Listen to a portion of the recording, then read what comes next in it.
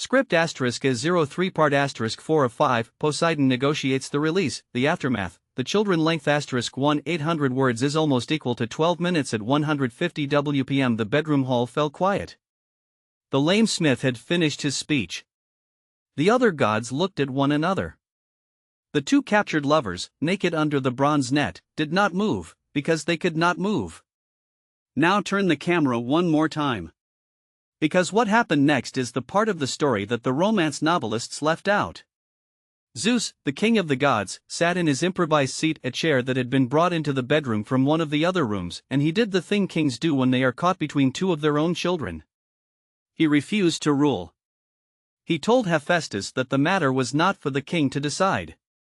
He told him that domestic disputes between the Olympian gods were beneath the kingship. He told him to handle it himself, the way Greek heads of household had always handled adultery, by accepting whatever compensation the offender's family was willing to pay and dissolving the marriage if both parties wished it dissolved. The Greeks understood this answer. It was the answer of a paterfamilias who did not want to be involved. It was the answer Zeus had been giving to inconvenient questions for as long as he had been king. But there was, in this moment, a complication. The complication was that the offender, Ares, did not have any treasure. The god of war was wealthy in glory, in horses, in armor, but the kind of wealth that could be paid out as bride price to a lame smith was not the kind of wealth Ares kept in his palace. He had spent it. He had given it away to his followers. He had, for centuries, treated treasure the way only war gods treat treasure, which is to say, as something that flows through one's hands on its way to becoming someone else's. Aphrodite was not going to pay her own bride price back. The whole point of the bride price had been that it had been paid to her father by Hephaestus on the day of the wedding. To return it now meant going back to Zeus and asking for a refund. The negotiation was, the Greeks said, awkward. It was Poseidon who broke the silence.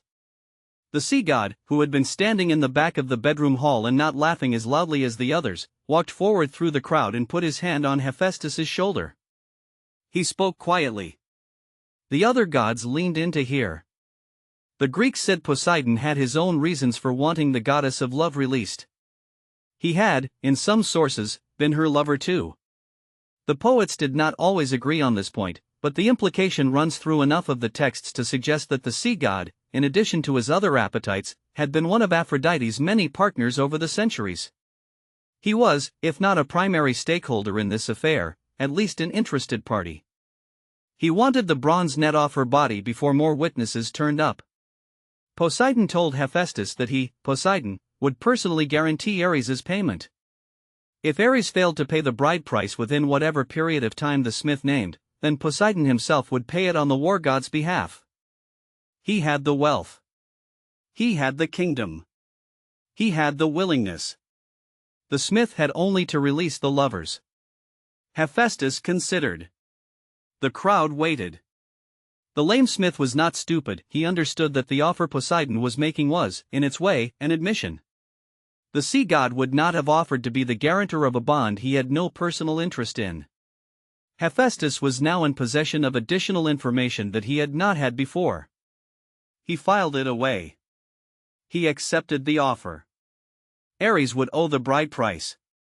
Poseidon would guarantee it.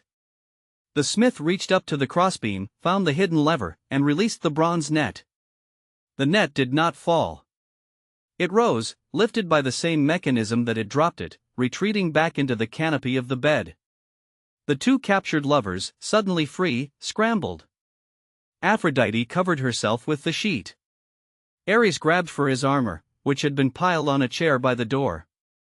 The Greek poets noted, with relish, that the war god patron of the most intimidating warriors of antiquity fled the bedroom of Hephaestus naked, with his armor bundled in his arms, and did not stop running until he reached his own kingdom of Thrace.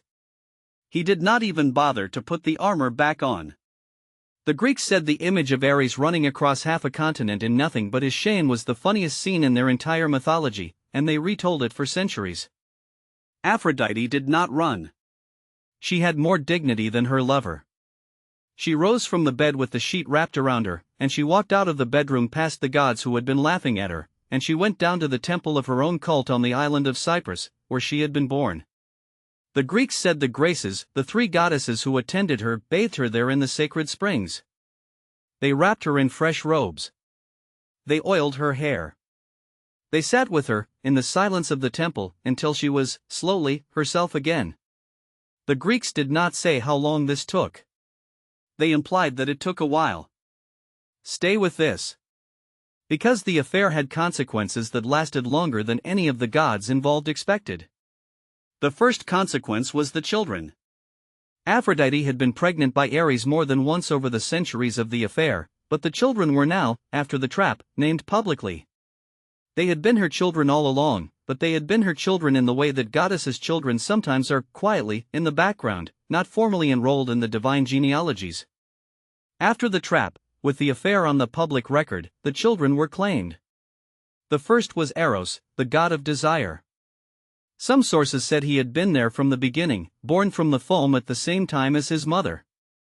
The version that says Eros was the son of Ares and Aphrodite was a later refinement of the genealogy, made after the trap forced the affair into the public record. Either way, the god of desire was now the official son of two parents whose marriage had not ever been a marriage. There was Antares, the god of love returned in kind. The Greeks understood Antares as the god who punished those who refused to return the love they had been given, and the god, in other words, of the kind of justice Hephaestus had just enforced. There was Phobos, the personification of fear. He rode his father's chariot into every battle. The Greeks said his face, when seen in the field, was so terrifying that whole armies broke and ran from him before any spear had been thrown. There was Deimos, the personification of dread. He was Phobos's twin. They worked the battlefields together. Where Phobos turned soldiers into running men, Deimos turned the running men into men who sat down on the road and could not be made to rise again. And there was Harmonia, the goddess of harmony. The Greeks loved this child for being so unlike her parents. The daughter of love and war, raised by neither, became the goddess of the balance between conflict and resolution. She was given by Zeus, in marriage, to the mortal hero Cadmus, the same Cadmus who had searched for his sister Europa and given up and founded Thebes. Harmonia became the matriarch of the Theban royal house. Her granddaughter Semele, the same Semele who burned in lightning when Zeus revealed himself, was, through Harmonia, the great-granddaughter of an adultery the entire pantheon had once stood in a doorway laughing at. The Greek mythological web was tighter than most modern readers understand. Every story connected to every other story. The trap that Hephaestus built had ripples that reached, eventually, into stories that took place centuries later in mortal time. The second consequence was Hephaestus himself. The lame smith, after the trap, did not divorce his wife. The Greeks said the divorce never formally happened. The marriage continued, on paper, for the rest of mythology. Aphrodite was still officially the wife of the smith god. She was still expected to attend family dinners with him. She still wore the wedding ring he had made her, when she remembered to. But the marriage was, in every meaningful sense, finished. The lame smith had won the public victory. He had embarrassed his rival. He had received the formal payment of bride price from Poseidon, who in turn collected eventually from Ares, though it took years. He had earned, after centuries of being mocked, a measure of respect from the male half of Olympus. The other gods stopped laughing at his limp quite as openly. They started consulting him on more important commissions.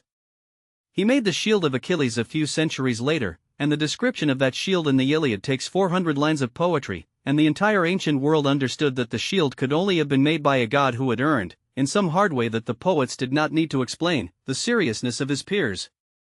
But Aphrodite no longer pretended she lived with him. She moved her belongings, slowly, to her own temple on Cyprus and to her quarters on Olympus.